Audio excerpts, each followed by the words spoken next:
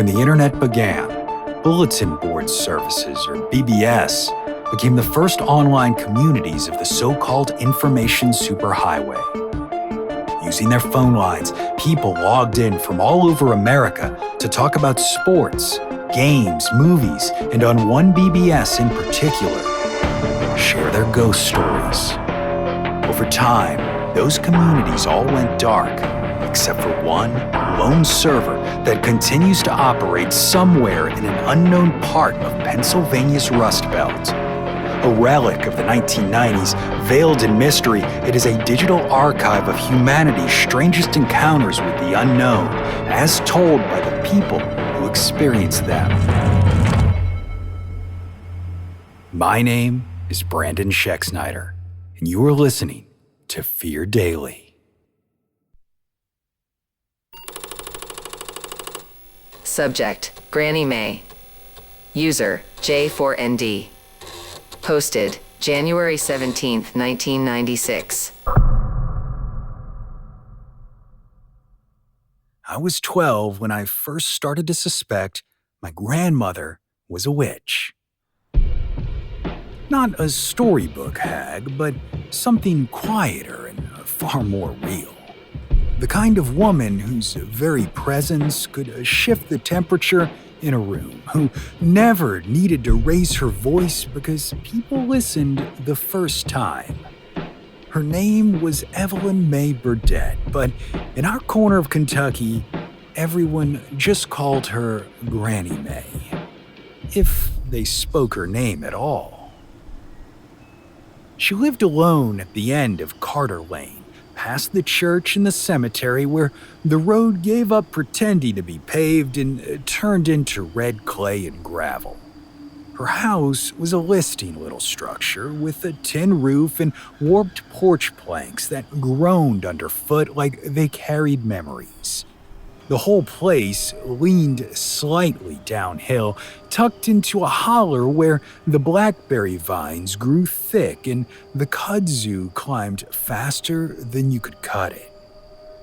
Granny May's garden was wild and stubborn, full of herbs no one else in Merrow County could name. There were jars on every windowsill filled with things that didn't belong together.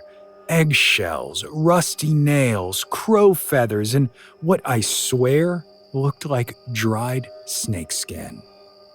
And the air always smelled of cedar smoke and camphor and something else I could never quite place.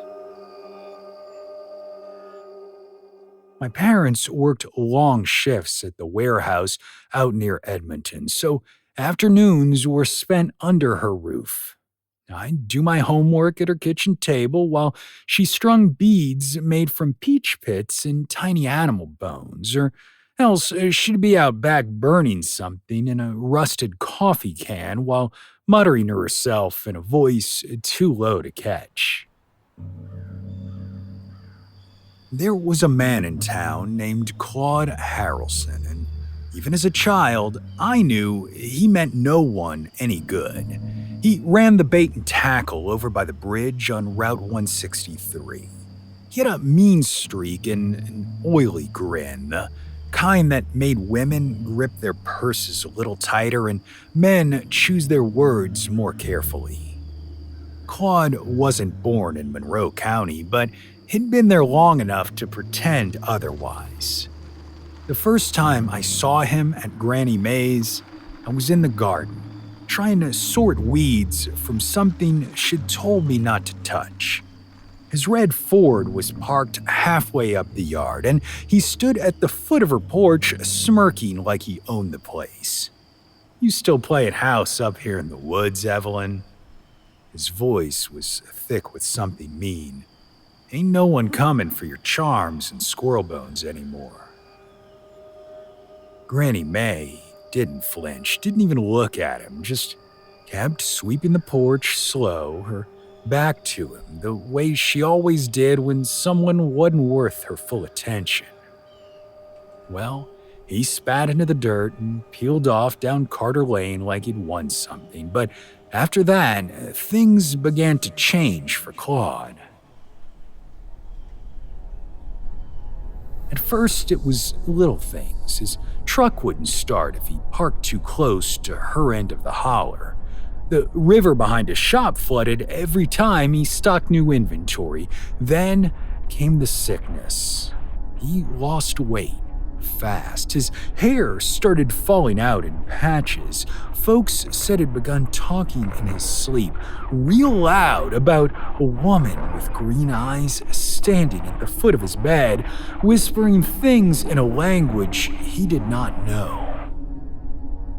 The doctors couldn't make heads or tails of it, said it was nerves, said maybe he'd gotten into some bad well water, but nobody in Merrow believed that.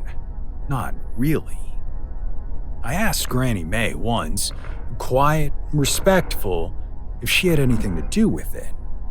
She was boiling sassafras on the stove and didn't even turn around, just said, "Some men bring rot with them. Eventually, it soaks into their own bones."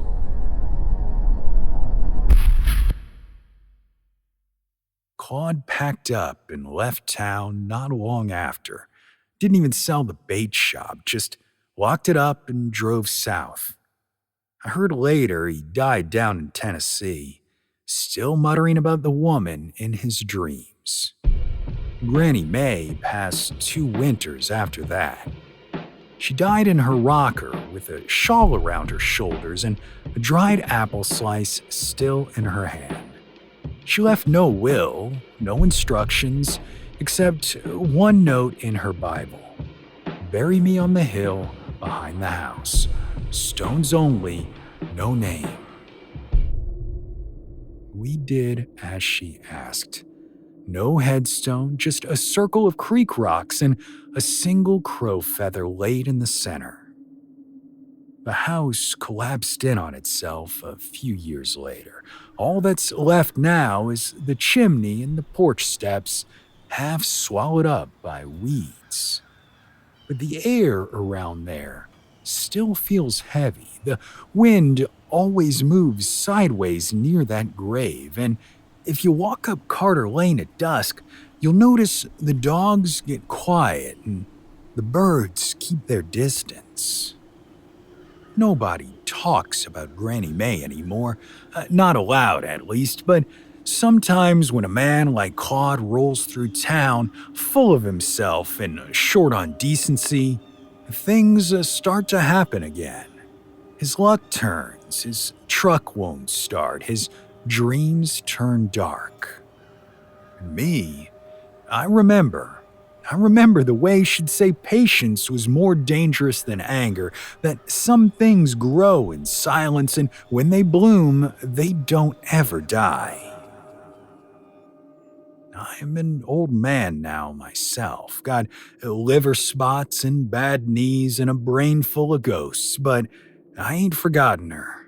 Not her smell, not her voice, and certainly not the look in her eyes when she said, "Rot don't last long in my garden." I believe she was a witch, though that word feels too small for what she really was. Something older, something native to the soil, and I believe she's still there.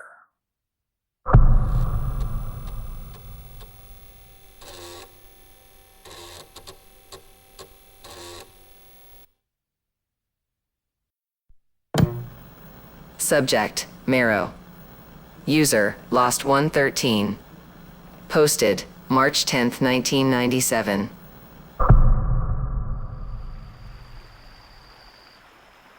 They say the flood of '93 changed the Mississippi River, that it shifted its bones in the mud and it never flowed the same way again. That's probably true, but where I'm from, Merrow, Arkansas, that flood didn't just move rivers, it woke something up. You won't find Merrow on a map anymore. Might have never found it in the first place unless you took a wrong turn off Highway 7, let the woods swallow you, and followed the smell of old iron and pine rot until you hit the water plant. That was me. I worked night maintenance at the Merrow Municipal Water Treatment Facility. A skeleton crew of 2 men and a chlorinator that barely functioned on the best of days. You get used to the dark working in places like that. What you don't get used to is the kind of quiet where the pipes sound like they're breathing. It started with frogs. I'm not exaggerating. One day the air was normal, and the next it sounded like the ground was boiling. Frogs in the thousands, maybe millions, crawled out of the woods like they were trying to escape something, covered the roads, the roofs, even clogged the gutters with their bloated little bodies. I opened my front door one morning and the porch exploded in a wall of green and wet croaking things, all of them hopping in the same direction, away from the river. Then, just as fast as they came, they were gone. No bodies, no tracks, just silence. That was mid-June, right after the second round of flooding hit Missouri. We were downstream and the river crept higher every night, licking at the levees like it remembered something. The ground got soft, roads buckled, and the soil started swallowing things. Cars, fences, even a front porch off a rental house on Main. The town blamed erosion. I blame what I saw in the water.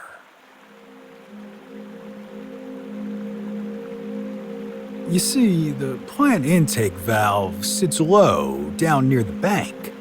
I checked it one night around 2 a.m., standard protocol. Everything was quiet, real still, too still. That part of the river usually flows fast, but it was calm like glass. Then I saw it, a ripple, slow and deliberate, cutting across the water like something massive just under the surface. I remember thinking it looked like a semi-truck had slipped into the river and was crawling sideways beneath the current, except this was alive and watching me. The next day, Ricky didn't show up for his shift. He was the only other guy on nights with me, and he never missed work. So I drove by his place and found his truck still running, door wide open, the tape deck playing Steve Earle's Copperhead Road on a loop. His clipboard was on the hood, and the driver's seat was soaked. Now, no blood, no signs of struggle, just a trail of what looked like slime dragging away from the gravel and into the trees. The sheriff shrugged, said he probably ran off. Everyone always wants to believe the boring answer. That was the first night I heard the voice. It came from the floor drain in the pump room. Not a voice exactly, more like something dragging air over vocal cords that didn't fit quite right. But it said my name. Not screamed, not whispered, just said it, like someone calling you in a dream. Well, I didn't stay to hear what came next. I quit the next morning, packed a duffel bag, and started walking. Got as far as Hot Springs before I found a cousin who'd take me in. I told her I was sick. Stayed drunk for most of the fall and couldn't sleep unless I put a towel over the bathtub drain. Even now, I won't live in a house with central plumbing. And too many places for something to crawl through. That should have been the end of it, but people from Merrow kept disappearing. Town shrank so fast the post office shut down. By '94, they were burning homes for insurance and pretending it was an accident. I thought I could forget it all until Mama died. I had to drive back for the funeral, and I didn't even stop in town, just passed on the ridge road that runs behind the plant. The road had collapsed. A whole section of it had sunken into a sinkhole, maybe 60 feet across. But there it was. I I saw it. It didn't slither or hiss or snap. It just was, coiled in the cavity like a vein made of tar, scales as black as river mud, eyes like old dishwater, half-lidded and too human. It blinked at me, slow and deliberate, like it remembered my face. Then it slid beneath the soil and disappeared.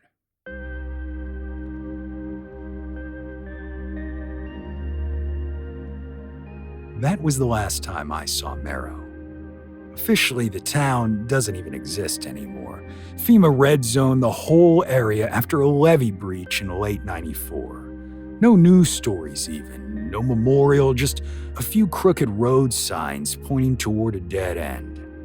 Sometimes, when the rains come hard and fast and the ditches overflow, I hear that voice again. It doesn't speak words anymore, though, just breathes, long and slow, like it's waiting. Now look, you can laugh if you want, say it was a gas leak or trauma or even bad moonshine, but if you ever drive through Arkansas and the frogs start screaming at night, don't stop to wonder. Don't check the river and don't ask questions, because by the time you hear the hiss, it's already too late.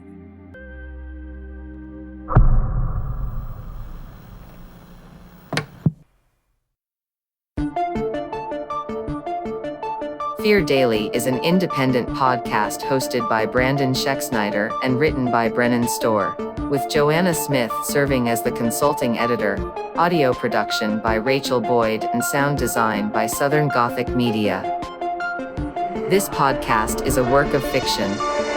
Names, characters, places, and incidents are either products of the author's imagination or are used fictitiously. Any resemblance to actual persons, living or dead, or to real events or locations, is entirely coincidental.